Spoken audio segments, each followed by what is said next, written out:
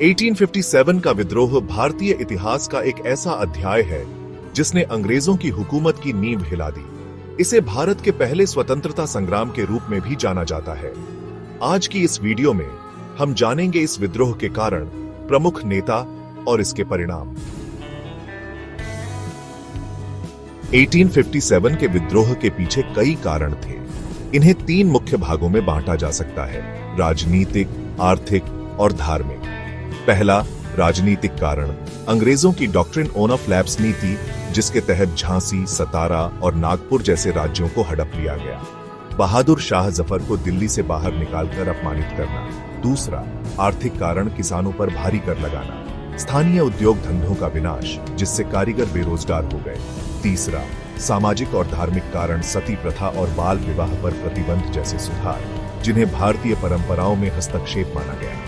गाय और सुअर की चर्बी वाले कारतूसों का इस्तेमाल, जिसने हिंदू और मुस्लिम सैनिकों की भावनाओं को आहत किया। इस विद्रोह में अलग अलग क्षेत्रों से कई नायक उभरे, जिन्होंने अंग्रेजों के खिलाफ संघर्ष किया। झांसी की रानी लक्ष्मीबाई ने झांसी को बचाने के लिए अंग्रेजों से जमकर लोहा लिया। उनकी वीरता आज भी प्रेरणा देती है।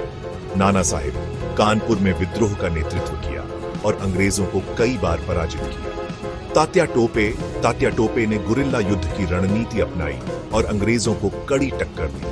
बहादुर शाह जफर दिल्ली के विद्रोह का नेतृत्व किया और भारतीयों के लिए एकता का प्रतीक बने।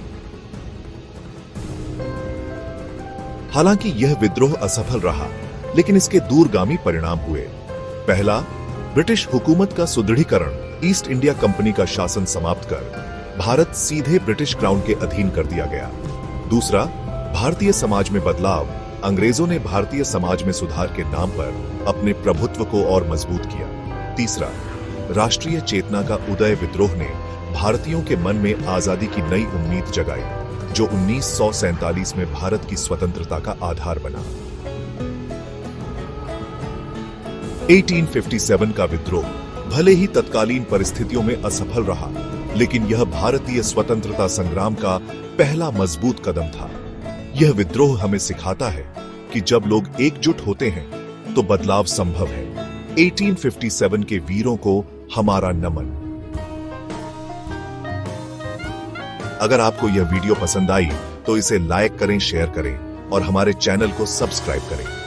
अगली बार हम लाएंगे इतिहास के एक और महत्वपूर्ण अध्याय की कहानी। धन्यवाद।